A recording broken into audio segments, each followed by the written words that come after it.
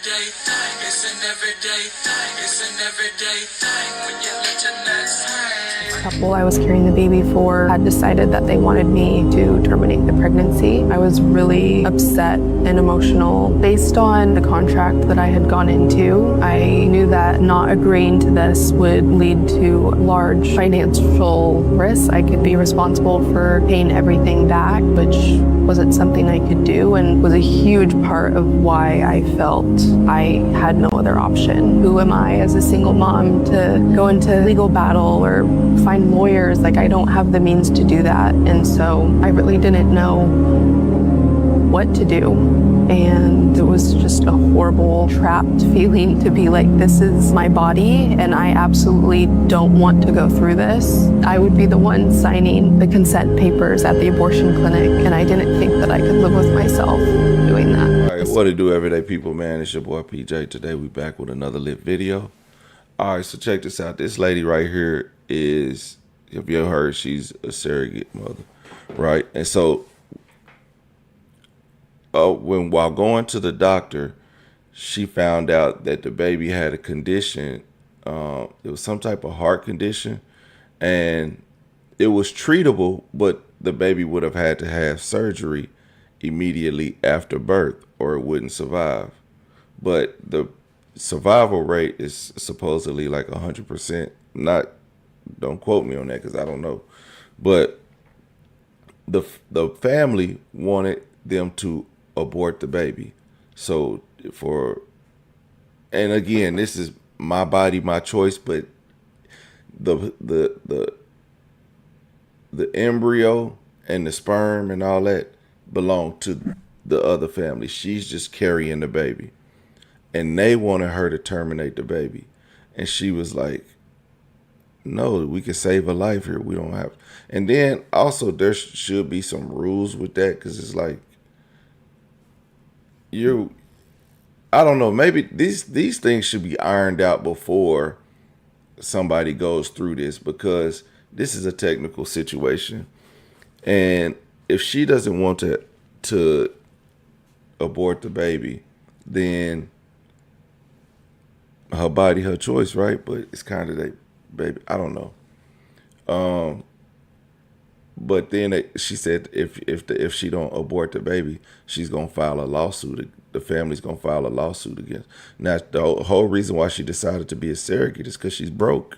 You know, this will devastate her if she does this. And I don't know how much they could get, but you know, so crazy situation, right? Happy Surrogacy Sunday. If you are new here, my name is Shonda. I am a 2-time gestational surrogate, and I am about 9.5 months postpartum from my second surrogacy journey.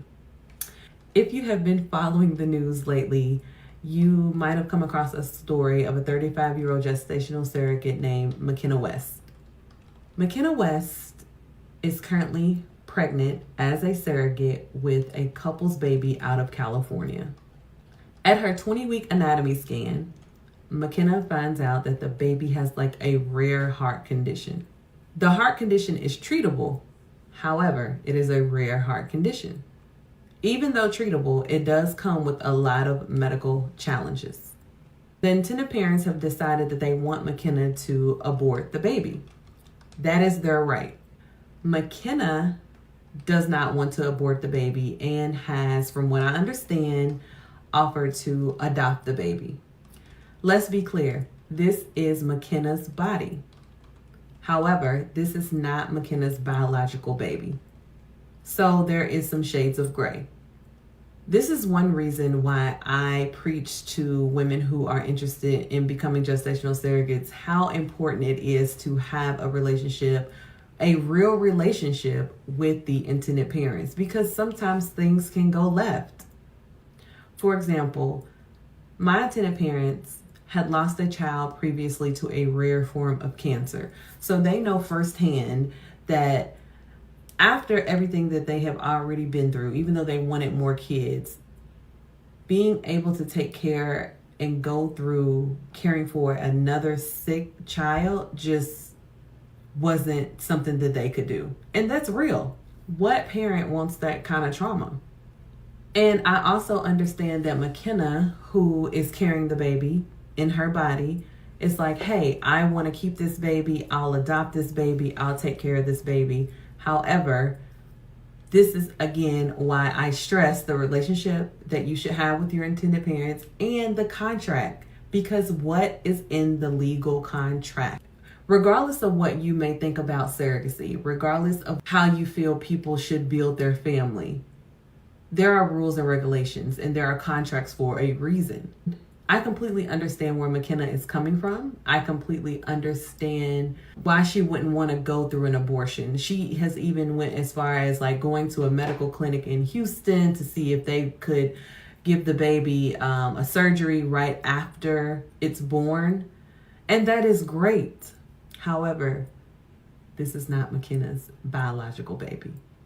The situation is really, really heartbreaking. I'm interested to see how this turns out.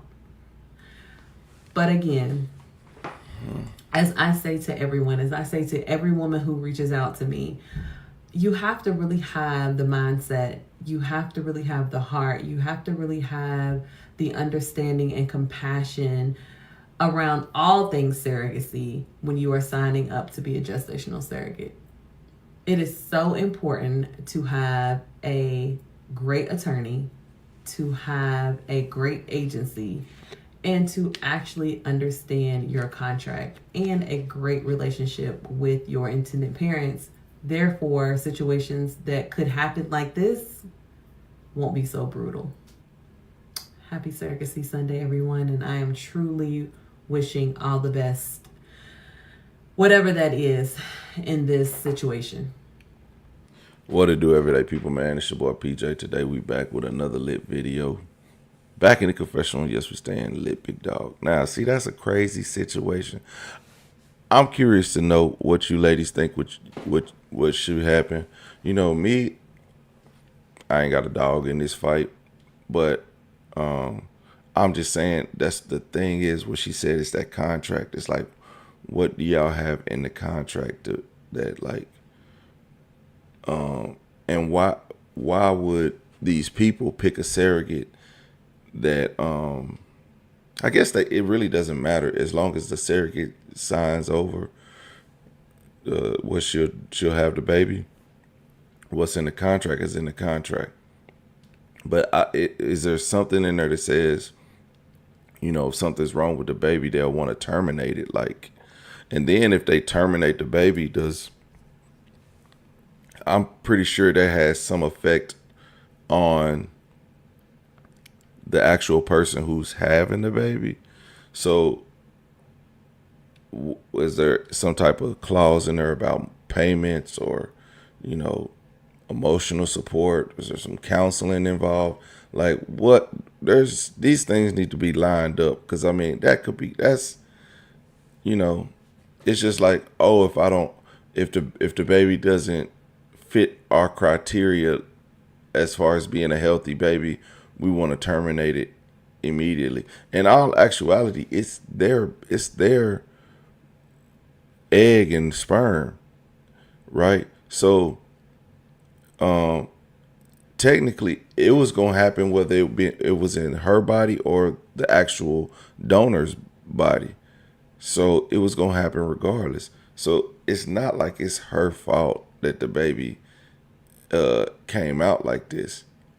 So I don't know. Comment was left in regards to a story of McKenna West, a surrogate woman who is being sued hundreds of thousands of dollars because she's not aborting the baby that the contracting couple wants her to abort.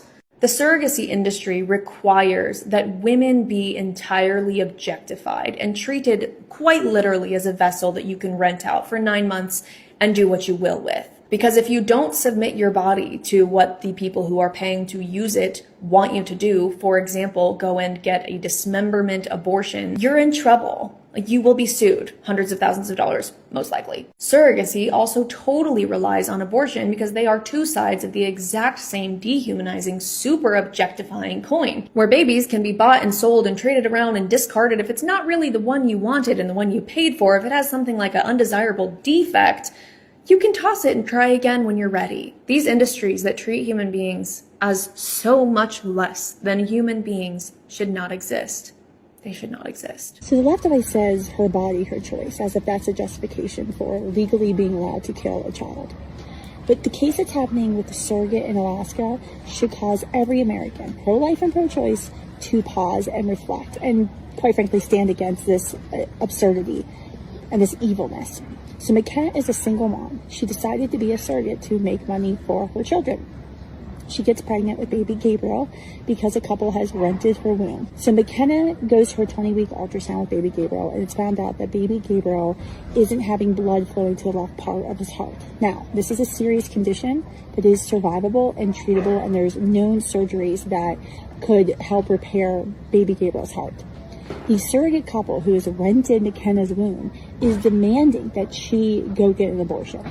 They scheduled her abortion. She attempted to go have an abortion, and she just couldn't do it because she's a mom. She knows exactly what abortion would do. It would kill an innocent child. Who can survive this? McKenna's brothers offered to even help her since she's a single mom, and this is obviously going to be a huge financial constraint for her to become a mother to another child and have to care for another child, but she is willing to do that. The couple is now going all the way to the court. We think that they're going to go up to the California Supreme Court. Students for Life is working on an amicus brief in this case because no woman should be forced to have an abortion. Now, a surrogate mother, McKenna, should not be forced to lay down on an abortion table and go through what could kill her, which is a late-term abortion. Because Gabriel's 35 weeks, if she has to have an abortion, they'll administer a lethal medication to baby Gabriel. He'll have a heart attack, and then they'll either birth him alive or they'll dismember parts of him. I hope you'll join me in praying for McKenna, for her courage to fight this massive legal battle when she's like a single mom and now she's having to battle this. I hope you'll pray for baby Gabriel, not only for his survival, that he survives pregnancy, and these terrible, parents that have basically deemed that he should die because he's not perfect as if they are. But once again, this highlights everything wrong with the surrogacy industry and the IVF industry. And really, this puts the entire my body, my choice mantra back at the left, because how many leftists, how many pro-abortion influencers have you seen come out in support of McKenna and baby Gabriel? I'm betting it's zero. So, okay.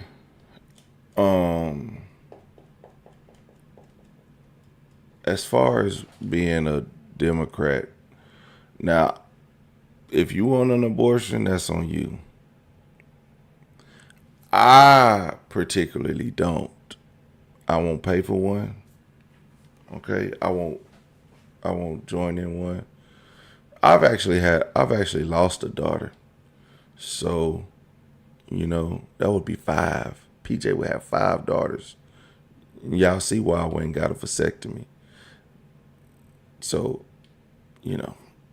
all right. But to force somebody to have an abortion is crazy. I mean, they've already banned abortions up to a certain term. And this is the thing that people own so when you hear Donald Trump and them Republicans, they say, oh, they're aborting babies up to 35 weeks. I don't know what the political affiliation that the other parents have, but they would use this example for a reason to politicize her having an abortion at 35 weeks. You know what I'm saying? And not knowing the situation. So us as a public, we wouldn't know. They'll just be like, there was a lady in Alaska who had her baby had a heart defect and she didn't want it anymore. So she had a late term abortion at 35 weeks. And y'all would think, oh, that's crazy. She didn't want her baby, not even knowing she was a surrogate mother. And the people she was doing a surrogacy for, they didn't want the baby. It wasn't her choice. So now she has to do it because it's either that or be sued. but they will use it for their political gain and make it seem like people are real. Because when they say people are, they be like, all the way up to the day before birth, they abort the baby. And I'm like, why would somebody carry a baby all the way up until the day it's born and then abort it? That don't make no sense. But I'm not sure. I've never seen it. But if there's a case like that, but we know for sure that this is a case like that, you know. And again, I don't. At that point, you gotta explore all options, you know. So I don't know. I think it's a sad story. I'm interested to see what happens with this story. I guess we'll find out in a few weeks if she has the baby or not, because this was just something a couple last week. So maybe this becomes a bigger story. As crazy as this sounds, why isn't this a big story? You know, especially with abortion being such a hot topic when it comes to women's bodies and left, more liberal women. You know what I'm saying? But anyway, crazy situation. Let me know what y'all think about this crazy situation in the comment section.